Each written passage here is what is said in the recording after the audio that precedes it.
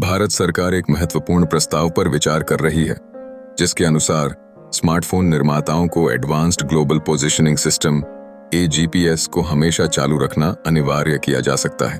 यह कदम नागरिकों की सुरक्षा एवं लोकेशन आधारित सेवाओं की सटीकता में सुधार लाने के उद्देश्य से उठाया जा रहा है। आजीपीएस सामान्य जीपीएस की तुलना में अधिक सटीकता और तेजी से ट्रैकिंग प्रदान करता है, जिससे नागरिकों की स्थिति का सही आकलन किया जा सकता है।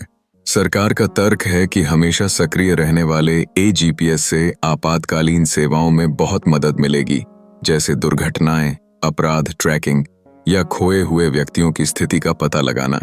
इससे न केवल नागरिकों की सुरक्षा में इजाफा होगा, बल्कि राष्ट्रीय सुरक्षा से जुड़े मुद्दों के समाधान में भी सहायता मिलेगी।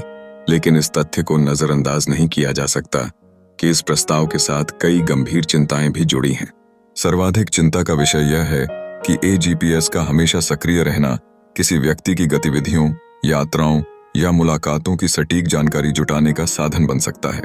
इसकी वजह से नागरिकों का अतिक्रमण हो सकता है, जिससे एक सदैव निगरानी जैसा माहौल उत्पन्न हो सकता है। यह स्थिति निजता की सुरक्षा को खतरे में डाल सकती है और नागरिकों के अधिकारों पर भी गंभीर प्रभाव डाल सकती है। इसके अलावा भारत में डेटा सुरक्षा के लिए पर्याप्त ठोस कानूनों का अभाव और भी अधिक चिंता का विषय बन जाता है। तकनीकी विशेषज्ञों का मानना है कि एजीपीएस प्रणाली को लागू करने से पहले स्पष्ट दिशा निर्देश और नागरिकों की सहमति आवश्यक होनी चाहिए।